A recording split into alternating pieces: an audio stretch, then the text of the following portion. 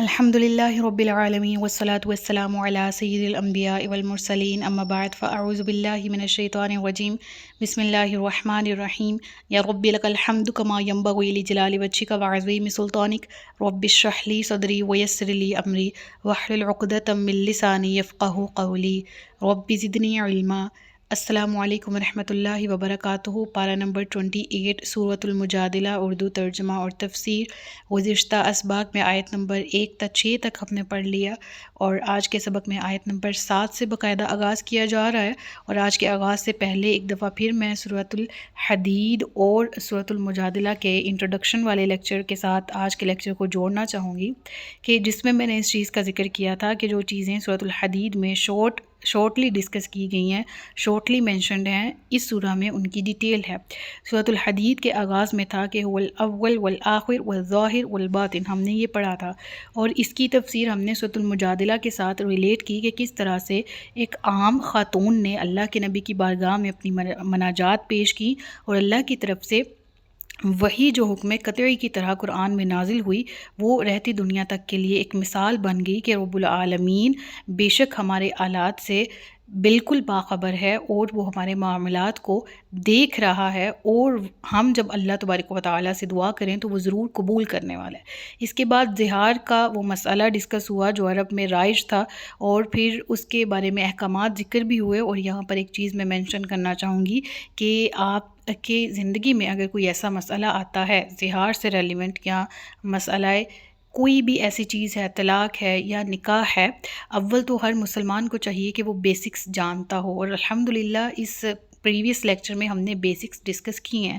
لیکن اگر کوئی ایسا مسئلہ زندگی میں جس سے سامنا ہو تو ہر فیلڈ کے اسپیشلسٹ کے پاس جایا جاتا ہے اپنے مسئلے کو لے کے۔ آئیز خراب ہیں تو آنکھوں کے ڈاکٹر کو دکھایا جاتا ہے، ہارٹ کا ایشو ہے تو ہارٹ کے اسپیشلسٹ کو دکھایا جاتا ہے، ٹھیک ہے۔ بالکل اسی طرح سے ذہن اور سوچ کو ذرا وسیع کریں تو ہمیں بات سمجھ آتی ہے کہ ہم اپنے علم ناقص کے تحت قرآن کو سمجھنے کی کوشش کرتے ہیں، لیکن اگر زندگی میں کوئی ایسا مسئلہ آئے جس کا تعلق فقہ سے ہو تو ہمیں کسی فقیہ سے رجوع کرنا ہوتا ہے، اور فقیہ شخص کو مفتی کہا جاتا ہے۔ تو do consult before you ever have act upon any thing. تو آپ ضرور اس چیز کو مد نظر رکھیں کہ کچھ بھی کرنے سے، کوئی بھی ڈیسیجن لینے سے پہلے آپ کسی سرٹیفائڈ مفتی سے ضرور رابطہ کر لیں۔ اس کے بعد آتے ہیں آج کے لیکچر کی طرف۔ آیت نمبر 7 ہے، اور یہ بھی سورۃ الحدید کی اس آیت کے ساتھ ریلیٹ کرتی ہے کہ جس میں ذکر ہے کہ وَهُوَ مَعَكُمْ أَيْنَمَا كُنْتُمْ، تم جہاں کہیں بھی ہو رب العالمین تمہارے ساتھ ہے۔ اور اسی کی تفسیر قرآن بالقرآن کی روشنی میں یہاں پر ہمارے سامنے آتی ہے، جس میں رب العالمین فرماتا ہے أَلَمْ تَرَ أَنَّ اللَّهَ يَعْلَمُ مَا فِي السَّمَاوَاتِ وَمَا فِي الْأَرْضِ، کہ کیا تو نے نہ دیکھا کہ اللہ جانتا ہے جو کچھ آسمانوں اور جو کچھ زمین میں ہے سب۔ یعنی کہ جس طرح سے ذکر ہوا اس سے پہلے رکوع میں زہار کے مسئلے سے ریلیونٹ، تو ایک عام خاتون ہی تھی نا کہ جس کے بارے میں قرآن میں حکم نازل ہو گیا، حضرت خولہ رضی اللہ تعالیٰ عنہ۔ تو اس کے بعد فوراً بعد یہ ذکر ہوا کہ اللہ تو ہر چیز کو جاننے والا ہے، ایک عورت کیا، ایک گھر کیا، ایک قبیلہ کیا، ایک محلہ کیا، ایک شہر، ایک گاؤں، ایک ملک، ایک براعظم نہیں، بلکہ ہر چیز، نہ صرف یہ بلکہ پوری زمین، خطۂ ارض اور آسمان اور جو کچھ ان کے درمیان، الغرض یہ پوری کائنات کا جاننے والا اللہ ہے، وہ ہر چیز سے باخبر ہے۔ اور اس کے بعد ایسی پیاری آیت سامنے آتی ہے کہ اگر یہ آیت ہمارے سامنے ہو، آیت کا یہ حصہ ہمارے سامنے ہو، تو ہم اپنی مجلسوں کو، اپنی بیٹھک کو، اپنی گیدرنگز کو پاک کر سکتے ہیں، پاک رکھ سکتے ہیں، اور ہم اپنے کردار کے اعتبار سے بھی گروم ہو سکتے ہیں۔ اور وہ آیت میں اللہ کیا حکم فرما رہا ہے؟ اللہ فرماتا ہے ما یکون من نجوا ثلاثۃ الا هو رابعهم ولا خمسۃ الا هو سادسهم ولا ادنى من ذلك ولا اکثر الا هو معهم اینما كانوا ثم ينبئهم بما عملوا یوم القیامہ ان اللہ بکل شیء علیم۔ اللہ رب العالمین اس آیت میں فرماتا ہے کہ جہاں کہیں 3 شخصوں کی سرگوشی ہو تو ان میں چوتھا اللہ ہی ہے، اور 5 کی سرگوشی ہو تو وہ اللہ ہی ان کا چھٹا ہوتا ہے، اور اس سے کم اور اس سے زیادہ جتنے بھی لوگ ہوں اللہ ان کے ساتھ ہوتا ہے، وہ جہاں کہیں بھی ہوں۔ پھر اللہ انہیں قیامت کے دن بتائے گا جو کچھ انہوں نے کیا، بے شک اللہ ہر چیز کو خوب جانتا ہے۔ اس آیت کو اگر پہلے اگلی آیت کے ساتھ آیت کے کچھ حصے کے ساتھ پڑھ لیتے ہیں اور پھر شان نزول کے ساتھ اس کو اٹیچ کرتے ہیں، اور اس کے بعد اس آیت میں ہمارے لیے کیا میسیج ہے اس کو ہم سمجھنے کی کوشش کریں گے۔ اگلی آیت کا حصہ یہ ہے کہ کیا تم نے نہ دیکھا جنہیں پوشیدہ مشوروں سے منع کیا گیا تھا، پھر وہ اسی کام کی طرف لوٹتے ہیں جس سے انہیں منع کیا گیا تھا، اور آپس میں گناہ اور حد سے بڑھنے اور رسول کی نافرمانی کے مشورے کرتے ہیں۔ اب یہ اس کا شان نزول کچھ اس طرح سے ہے کہ کچھ منافقین کی عادت تھی، کیونکہ مدنی سورہ ہے، مدینہ میں یہ سورہ کا نزول ہوا، تو منافقین کی عادت تھی کہ وہ مسلمانوں کے خلاف پروپیگنڈا کرتے تھے، وہ اللہ اور اس کے رسول کی معصیت اور نافرمانی پر مبنی آپس میں مشورے وغیرہ کرتے اور پلان سیٹ کرتے تھے۔ تو کچھ مسلمانوں نے اللہ کے نبی کی بارگاہ میں شکایت کی کہ وہ فلاں ابن فلاں اور فلاں ابن فلاں وغیرہ وغیرہ یہ اشخاص ہیں جن کا ذکر یہاں اس سورہ کی اس آیت کے اندر بھی ہے، کیا ہے ریلیٹ کرتے ہیں ابھی۔ تو یہ کچھ شخص ہیں کہ جو اسلام کے خلاف ایسے باتیں کر رہے ہیں یا انہوں نے یہ لایا عمل اختیار کرنے کی کوشش میں ہیں، تو اللہ کے نبی نے انہیں منافقین کو منع کیا، ان کی سرزنش کی اور ان کو اس بات پہ منع کیا کہ یہ اپنے اس ناپاک عزائم سے باز آ جائیں۔ تو انہوں نے کیا کرنا تھا کہ باز آنے والے تھے، اپنے ان ناپاک ارادوں سے باز نہیں آئے۔ مسلمانوں، اہل ایمان، اللہ اور اس کے رسول کے خلاف جو اپنی مجلسوں میں کرتے تھے وہ عمل جاری رہا، اور اسی عمل کا ذکر یہاں آیت کے اس حصے میں ہے کہ جس کام سے انہیں منع کیا گیا تھا اسی کی طرف لوٹتے ہیں۔ یعنی انہیں منع کیا گیا لیکن یہ نہیں رکے اور انہوں نے اس کام کو کنٹینیو رکھا، اور آپس میں یہ کیا کرتے ہیں، اسم، عدوان اور ومعصیت الرسول، حد سے بڑھ جانا، گناہ اور اللہ اور اس کے رسول کی نافرمانی جو ہے اس پر مبنی آپس میں مشورے کرتے ہیں۔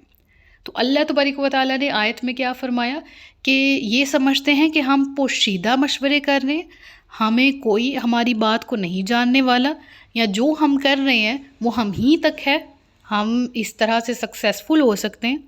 یہ اس آیت کا ذکر تو سورۃ البقرہ کے دوسرے رکوع میں پورا منافقین کا جو ذکر ہے اس سے ریلیٹ ہو جاتا ہے نا، جس میں وہ ذکر ہے کہ وَإِذَا خَلَوْا إِلَىٰ شَيَاطِينِهِمْ قَالُوا إِنَّا مَعَكُمْ، کہ پہلے تو وہ جب اہل ایمان سے ملتے تو کہتے ہم آپ کے ساتھ ہیں، لیکن جب اپنے سرداروں، اپنے شیاطین کے پاس الگ ہوتے تو کہتے کہ ہم تو آپ کے ساتھ ہیں، إِنَّمَا نَحْنُ مُسْتَهْزِئُونَ، ہم تو مسلمانوں کو بے وقوف بنانے کی کوشش میں ہے نا، ہم تو ان کے ساتھ استہزاء کر رہے ہیں، حقیقت میں تو ہم آپ کے ساتھ ہیں۔ اور پھر اللہ کیا فرما رہے، یخادعون اللہ والذین آمنوا، وہ دھوکہ دینا چاہتے ہیں اللہ کو اور اہل ایمان کو، وما یخدعون الا انفسهم، حقیقت میں وہ تو اپنی ہی جانوں کو دھوکہ دے رہے ہیں، وما یشعرون، اور وہ جانتے ہی نہیں ہیں، وہ شعور ہی نہیں رکھتے۔ اور اس آیت میں کیا ذکر ہے، وہ یہ جانتے ہی نہیں ہے کہ جہاں کہیں وہ تین ہوں تو ان میں چوتھا اللہ ہے، جہاں کہیں وہ پانچ کی سرگوشی ہو آپس میں تو ان میں چھٹا اللہ ہے، اور کم از کم ہوں یا زیادہ سے زیادہ جتنے ہوں اللہ ان کے درمیان موجود ہے۔ اللہ اکبر کبیرہ، اللہ ان کے ساتھ ہوتا ہے، وہ جہاں کہیں بھی ہوں۔ ارے یہ کیا سمجھتے ہیں، اہل ایمان کو، اللہ کے رسول کو، اللہ کو دھوکہ دینا چاہیں؟ بالکل بھی نہیں دے سکتے، اللہ تو ساتھ ہے۔ تو منافقین کے جب وہ حرکتیں ہو رہی تھی تب اس سورہ کا نزول تو ہوا، اور اللہ نے فرمایا کہ میں تمہارے ساتھ ہوں، تمہارے یہ پروپیگنڈے کامیاب نہیں ہو سکتے۔ اس آیت کے بعد جو اگلی آیت کے ساتھ ہم نے اس کو ریلیٹ کیا تو ہمارے سامنے بات واضح ہوگی شان نزول کو لے کے۔ اب آ جاتی مجلس کے آداب پر، ہمیں ان آیات سے کیا سیکھنا ہے۔ دیکھیں اللہ کیا فرما رہا ہے کہ اگر تم تعداد میں کتنے بھی ہو نا تو تمہارے ساتھ اللہ تبارک و تعالیٰ موجود ہے، ٹھیک ہے؟ تو اب کیا سمجھ آتی ہے، تین ہو تو چوتھا اللہ ہے، کتنی کلیئر بات ہے، اور اگر تم پانچ ہو تو چھٹا اللہ ہے۔ یعنی مثال کے تحت یہ دو مثالیں ذکر کر دی گئیں، اس کے علاوہ اللہ فرماتا ہے کم از کم تم جتنے ہو زیادہ سے زیادہ، وَهُوَ مَعَكُمْ أَيْنَمَا كُنتُم، تم اکیلے ہو اللہ تمہیں جانتا ہے، تم دو ہو کم از کم ہو یا تم زیادہ سے زیادہ جتنے بھی ہو اللہ تمہارے درمیان موجود ہے۔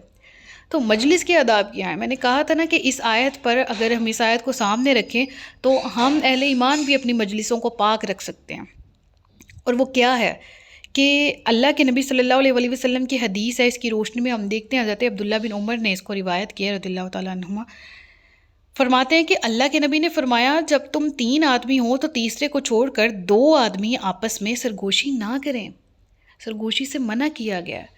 کہ وہ جو تیسرا آدمی ہے وہ یہ نہ سمجھے کہ اس کے بارے میں بات کی جا رہی یا اس کے کسی جاننے والے کے بارے میں بات کی جا رہی ہے۔ دیکھیں اسلام سائیکولوجیکلی بھی ہمارا کس طرح سے خیال رکھ رہا ہے کہ اس طرح غلط فہمی پیدا ہو سکتی ہے نا، جو دو لوگوں کو سرگوشی کرتا دیکھ رہا ہے اس کے دماغ میں کہ شاید میرے بارے میں یا میرے بہن بھائیوں کی یا میرے بچوں یا میرے شوہر یا میرے ماں باپ کے بارے میں بات ہو رہی ہے، شاید ایسا نہ ہو، لیکن در حقیقت اس کے ذہن میں بدگمانی ہو گئی، ٹھیک ہے۔ اور دو لوگوں کو کیا پڑی ہے کہ اس تیسرے کو چھوڑ کے آپس میں بات کریں، یا تو الگ سے مل لیں اگر کوئی پرسنل میٹر ہے، تو اگر ایک مجلس ہے تو پھر کیا ضرورت پڑی ہے کسی، اگر 5 لوگ ہیں 2 کو الگ کر کے 3 کا گروہ بنانے، کیوں ایسا ہے ہماری مجلسوں میں مانتی ہوں کسی بھی گیدرنگ میں چلے جائیں، کسی کے عقیقہ پہ چلے جائیں، کسی کی شادی کی رسم پہ چلے جائیں، کسی بھی جگہ پر آپ قرآن کا اہتمام ہے کہ قرآن پڑھا جا رہا ہے تو وہاں پر کسی کے اپنے گھر میں یا کسی کے گھر میں جمع ہو جائیں، کیا کچھ نہیں ہوتا۔ یہاں تک کہ ہم نے تو فوتگیاں بھی نہیں چھوڑی، کسی کے اللہ رحم کرے فوت ہو جائے تو وہاں پر بھی اس طرح سے نا گیدرنگ ہو جاتی ہے، اور 4 لوگ ادھر ہیں، 2 ادھر بیٹھے ہیں، 3 ادھر ہیں۔ ہماری کوئی بھی مجلس جو ہے نا اس حرکت سے پاک نہیں ہے، اور اس سے اللہ کے نبی صلی اللہ علیہ وآلہ وسلم منع فرما رہے ہیں، اور وہ کہہ رہے ہیں ایسا نہ کرو، اس سے بدگمانیاں بڑھتی ہیں۔ اور پھر وہی کہ بعض بدگمانیاں گناہ کی طرف سورۃ الحجرات میں پڑھا ہے نا کہ بعض گناہ جو ہیں بدگمانیاں وہ گناہ بن جاتے ہیں اسی وجہ سے، ٹھیک ہے۔ تو سائیکولوجیکلی ہمارے دماغ میں یہ بات فٹ ہو جاتی ہے، ہم اپنے لیے پسند نہیں کرتے کہ ہمارے سامنے 2 لوگ اس طرح جڑ کے بات کریں، تو پھر ہم کسی کے سامنے ایسا کیوں کرتے ہیں؟ کان قریب لانا ذرا یہ بات کرنی ہے، یا ویسے ساتھ ساتھ بیٹھنا ہے دوسرے کو الگ کر کے، یہ چیزیں ہیں، مان جائیں سارے، اور ان چیزوں سے اللہ نے ہمیں منع فرمایا ہے۔ اللہ تبارک و تعالی ہمیں اس برے عمل سے بچائے اور اچھے عمل کی توفیق دے۔ آیت کا اگلا حصہ دیکھتے ہیں، وَإِذَا جَاءُوكَ حَيَّوْكَ بِمَا لَمْ يُحَيِّكَ بِهِ اللَّهُ، اور جب آپ کے پاس آتے ہیں تو ان الفاظ سے تمہیں سلام کرتے ہیں جن سے تمہیں اللہ نے سلام نہیں فرمایا، اور اپنے دلوں میں کہتے ہیں کہ ہماری باتوں کی وجہ سے اللہ ہمیں عذاب کیوں نہیں دیتا۔ اب اس آیت کا شان نزول دیکھ لیجئے کہ حضرت عائشہ صدیقہ رضی اللہ تعالی عنہا آپ فرماتی ہیں کہ یہودیوں کی ایک جماعت اللہ کے نبی صلی اللہ علیہ وآلہ وسلم کی بارگاہ میں آئی اور انہوں نے سلام کیا خراب الفاظ کے ساتھ، السلام علیکم، ٹھیک ہے، اور اس کا مطلب ہے تم پر موت ہو۔ تو حضرت عائشہ صدیقہ فرماتی ہیں رضی اللہ تعالیٰ عنہ کہ میں نے جان لیا کہ انہوں نے یہ لفظ ایسے غلط بولا ہے، تو میں نے ان کو کہا کہ تم پر موت ہو اور لعنت ہو۔ تو اللہ کے نبی صلی اللہ علیہ وآلہ وسلم نے ارشاد فرمایا عائشہ جانے دو، اللہ ہر کام میں نرمی پسند کرتا ہے۔ تو حضرت عائشہ صدیقہ کہتی ہیں اللہ کے رسول آپ نے جانا کہ انہوں نے کیا الفاظ اپنی زبان سے ادا کیے تھے؟ تو اللہ کے نبی صلی اللہ علیہ وآلہ وسلم فرماتے ہیں کہ مجھے معلوم ہے، میں نے بھی جواب دے دیا تھا، اور میں نے بھی کہا تھا وعلیکم، یعنی تم پر ہو۔ تو تب یہ آیت کا نزول ہوا کہ اے نبی یہ جب آپ کی بارگاہ میں آتے ہیں تو ان الفاظ کا استعمال کرتے ہیں جن الفاظ کا استعمال اللہ نے آپ کے لیے نہیں کیا۔ یعنی ہمیں قرآن کریم کے ایک اور آیت میں یہ میسج ملتا ہے کہ جب کوئی تم پر سلام کرے تو تم انہی الفاظ کے ساتھ جواب لوٹاؤ یا ان سے بہتر الفاظ کے ساتھ جواب دو، ٹھیک ہے۔ تو اس آیت سے ہمیں کیا سمجھ آتا ہے کہ ہم نے بھی سلام کو یا تو بگاڑ دیے یا نکال دیا اپنی زندگی سے، یا مکمل طور سے پروناؤنس کرنے کا اہتمام نہیں کرتے، السلام علیکم، دیٹس اٹ۔ یہاں اگر کوئی کر رہا ہے تو وعلیکم السلام، اس سے بڑھانا ہے ورحمۃ اللہ، اس سے بڑھانا ہے وبرکاتہ، ٹھیک ہے، سلامتی نازل ہو رہی نا، لیکن ہم نے ریپلیس کر دیا، یا تو السلام علیکم اس طرح بول دیتے، یا اسی طرح السلام علیکم پنجابی میں بولتے ہیں خواتین حضرات، میں نے اکثر دیکھی السلام علیکم کی حال ہے۔ یا ہم جو کہہ لیں کہ ایسا طبقہ جو خود کو سو کالڈ پڑھا لکھا سمجھتا ہے، دین سے دور ہے، وہ اس طرح سے الفاظ کا چناؤ کرتے ہیں، hi, hello, what's up, what's going on, ٹھیک ہے، ان چیزوں سے ابتدا۔ یہ گریٹنگز ہمیں اسلام نے تو نہیں سکھائی، اسلام نے ہمیں السلام علیکم سکھایا، یا ہم اس کو بگاڑ رہے ہیں یا ہم نے اپنی زندگیوں سے نکال دیا ہے۔ یہ سلامتی ہے ہمارے لیے، یہ ہماری پہچان ہے۔ جب 2 مسلمان آپس میں ملے تو کیا فرق رہ گیا؟ 2 یہود آپس میں مل رہے ہیں، ہائے بول رہے ہیں، ہیلو بول رہے ہیں، اور 2 مسلمان مل رہے ہیں تو وہ بھی ایسے مل رہے ہیں، ٹھیک ہے نا۔ تو ہمیں ان چیزوں کو کلیئر رکھنا ہے، ہمیں اپنی چیزوں کو اون کرنا ہے، ہمیں ان احکامات کو جو ہمیں ملے ہیں خوش اسلوبی کے ساتھ ایکسیپٹ کرنا ہے اور نبھانا ہے۔ اور پھر رب العالمین فرماتا ہے کہ اپنے دلوں میں کیا کہتے ہیں کہ ہماری باتوں کی وجہ سے اللہ ہمیں عذاب کیوں نہیں دیتا. یعنی پور مائنڈ سیٹ یہ ہے کہ اگر ہم برے ہوں تو ابھی کے ابھی ہم پر عذاب آ جائے. اللہ فرماتا ہے آئے گا، عذاب کے مستحق یہ ہیں. ایسی پور مینٹیلٹی آج کے لوگوں میں بھی پائی جاتی ہے. ٹھیک ہے کہ اگر ہم برے ہوں تو ہمیں دولت کی اتنی ریل پیل نہ ہوں. ٹھیک ہے، یا کچھ ایسے لوگ جو کسی کو خوشحال دیکھتے ہیں حالانکہ اس کا پورا کاروبار سود پہ سیٹ ہے، رشوت پہ سیٹ ہے، تو ہم سمجھتے ہیں کہ شاید اس پر برا وقت نہیں آنا ہے یا اس پر عذاب کیوں نہیں آتا. تو یہ جلد بازی ہے نا ہماری طرف سے. اللہ کیا فرما رہا ہے؟ حسبہم جہنم.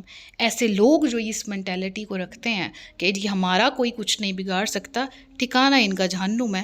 یصلونہا، وہ ان کا ہمیشہ رہنے والا جہنم ان کے لیے کافی ہے. ان کا وہ اس میں داخل ہوں گے، وہ ان کا ہمیشہ ہمیشہ کے لیے ٹھکانہ ہے، اور وہ کیا ہی برا ٹھکانہ ہے. اب اس کے بعد مشورے کے آداب ذکر ہو رہے ہیں. سورۃ الحجرات بھی بہت مزیدار صورت ہے نا، یعنی وہ بھی کافی انٹرسٹنگ ہے. سورۃ الحجرات میں بھی یہ والے ہمیں میسیجز ملتے ہیں جو معاشرتی زندگی کو بہتر بنانے کے لیے ہم اب اگر امپلیمنٹ کریں تو ہماری معاشرتی زندگی بہت بہتر ہو جاتی ہے، اور ذاتی بھی. اب یہاں پر دیکھیے گا اس سے ہماری گیدرنگز کس طرح سے پروٹیکٹ ہوتی ہیں، کسی کو ہم پر کتنا مان بنتا ہے، بلکہ ہمارے اپنے لیے آسانی کس طرح سے پیدا ہوتی. یا ایھا الذین آمنوا، اے ایمان والو، اذا تناجیتم فلا تتناجوا بالاسم والعدوان ومعصیۃ الرسول وتناجوا بالبر والتقوی. اے ایمان والو، جب تم آپس میں مشورہ کرو تو گناہ اور حد سے بڑھنے اور رسول کی نافرمانی کا مشورہ نہ کرو، اور نیکی اور پرہیزگاری کا مشورہ کرو، اور اللہ سے ڈرو جس کی طرف تمہیں اکٹھا کیا جائے گا. مشورہ کرنا اللہ کے نبی صلی اللہ علیہ وسلم کی سنت ہے. آپ نے بہت سے مقامات پر صحابہ کو اکٹھا کیا علیہم الرضوان، اور ان سے مشورہ طلب کیا. تو کسی بھی معاملے میں اگر کوئی بھی انیشیٹو ہم کوئی اسٹیپ اٹھانے لگے ہیں تو اس فیلڈ کے ماہر سے مشورہ کر لیں. اور مشورہ کرنا بھی سنت ہے اور بہتر مشورہ دینا بھی. تو جس سے مشورہ طلب کیا جائے وہ اگلے بندے کو الٹا کسی چیز میں پھنسا نہ دے، کسی معصیت کسی نافرمانی پر مبنی مشورہ نہ دے جس سے اس کی دنیا اور عاقبت دونوں برباد ہوں. ٹھیک ہے، تو مشورہ کرنے والے کو بھی حکم دیا گیا، مشورہ دینے والے کو بھی دیا گیا کہ اللہ تعالیٰ کی نافرمانی اور معصیت سے بچتے رہو. ایسا ہوتا ہے نا کہ گھریلو خواتین زیادہ تر، بلکہ مرد حضرات کاروباری اعتبار سے، نوکری اعتبار سے دیکھے تو یعنی مردوں کا زیادہ تعلق رزق اور معاش کمانے سے، وہ اس میں جو ہے وہ کہیں نہ کہیں کہہ لیں کہ اس چیز میں انوالو ہو جاتے ہیں. اور خواتین گھر کے معاملات میں کہ میں تمہیں بتاتی ہوں آئندہ ایسا ہونا تو تم نے یہ کرنا ہے، اس سے دیکھنا کتنی جلدی جو ہے نا وہ سانپ بھی مر جائے گا اور لاٹھی بھی نہیں ٹوٹے گی. اس طرح ہی ہوتا ہے نا ہمارے ہاں. اور مشورہ ہم لینے بھی اسی سے جاتے ہیں جو انتہائی درجے کا کہہ لیں کہ چلاک اور ہوشیار، اور ہمیں پتہ ہو کہ جی ہمیں کوئی چلاکی سکھائے گا. اور جو کوئی ہمیں مشورہ دے دے کہ نہ معاف کرو، درگزر کرو، کوئی مسئلہ نہیں ہے، یہ کرو، ہمیں اس کا مشورہ پسند ہی نہیں آتا. ٹھیک ہے نا، یہ بھی ہمارے ساتھ ایک مسئلہ ہے سائیکولوجیکلی. لیکن اللہ کیا کہہ رہا ہے؟ مشورہ کرو، بہتر انسان سے کرو، اور کوئی انسان مشورہ مانگے تو اس کو بہتری پر مبنی مشورہ دو. یہ نہ ہو کہ وہ مشورہ دے بیٹھو جس سے اللہ اور اس کے رسول نے منع کیا. آپس میں نیکی اور پرہیزگاری کا مشورہ دو، اور اس سے ڈرو، اللہ سے ڈرو، کیونکہ تم نے اللہ کی طرف واپس لوٹ کر جانا ہے. تم عین ممکن ہے کہ تمہارے کسی دیے گئے مشورے پر چل کے کوئی شخص اپنی دنیا اور آخرت تو خراب کر بیٹھے، لیکن وہ کئی لوگوں کے حقوق مارے گا اس کی وجہ سے. وہ اپنے ساتھ یا وہ کسی اور کے ساتھ ضرور ایسا کام کرے گا کہ جو حق تلفی پر مبنی ہوگا. تو اس کا جو جواب ہے وہ تمہیں بھی دینا ہوگا، اس کا سوال تم سے بھی کیا جائے گا. تو پھر ذکر ہوتا ہے وہ پوشیدہ مشورہ تو شیطان کی طرف سے ہے تاکہ وہ ایمان والوں کو غمگین کرے، اور وہ اللہ کے حکم کے بغیر ایمان والوں کا کچھ نہیں بگاڑ سکتا، اور مسلمانوں کو اللہ ہی پر بھروسہ کرنا چاہیے. اور یہاں پر یہ چیز ہمارے لیے ایک طرح سے ڈھارس بندھاتی ہے کہ کوئی پوری دنیا مل کے بھی آپ کے خلاف پلاننگ کر لے، کوئی پوری دنیا مل کے آپ کے خلاف مشورے کر لے، چالے چل لے. اللہ فرما رہا ہے کہ یہ شیطان ہی ہے نا جو بہکاتا ہے، یہ بھی اللہ کے حکم کے بغیر کچھ نہیں. یعنی اس کے بھی جو چالیں ہیں اور جو اس کے جو چیلے ہیں، ان کی تربیت پر مبنی جو انسان ہیں، وہ جس طرح سے چالے چل رہے ہیں، یہ تمہیں نقصان نہیں دے سکتے اگر تمہارا اللہ پر بھروسہ ہے. اگر تمہارا اللہ رب العالمین پر بھروسہ قائم ہے تو یہ تمہارا کچھ نہیں بگاڑ سکتے. ٹھیک ہے، کیونکہ اللہ فرماتا ہے کہ اہل ایمان کو اللہ ہی پر بھروسہ کرنا چاہیے۔ پچھلی آیت پہ دیکھیے گا، آیت کے پچھلے حصے میں وہ اللہ کے حکم کے بغیر ایمان والوں کا کچھ نہیں بگاڑ سکتا، اور پھر ذکر ہوا وَعَلَى اللَّهِ فَلْيَتَوَكَّلِ الْمُؤْمِنُونَ۔ تو ہمیں پریشان ہونے کی بھی ضرورت نہیں ہے کہ اگر کوئی ہمارے خلاف ہے، اہل ایمان اللہ پر بھروسہ کرنے والے ہوں، صبح و شام کے اذکار پڑھنے والے ہوں، اللہ سے مدد طلب کرنے والے ہوں، تو کوئی بھی اس کا کچھ نہیں بگاڑ سکتا۔ تو یہاں پر آیت نمبر 10 تک ہمارے آج کا لیکچر مکمل ہوتا ہے۔ اگلی آیت سے انشاءاللہ اگلے لیکچر میں ہم آغاز کریں گے۔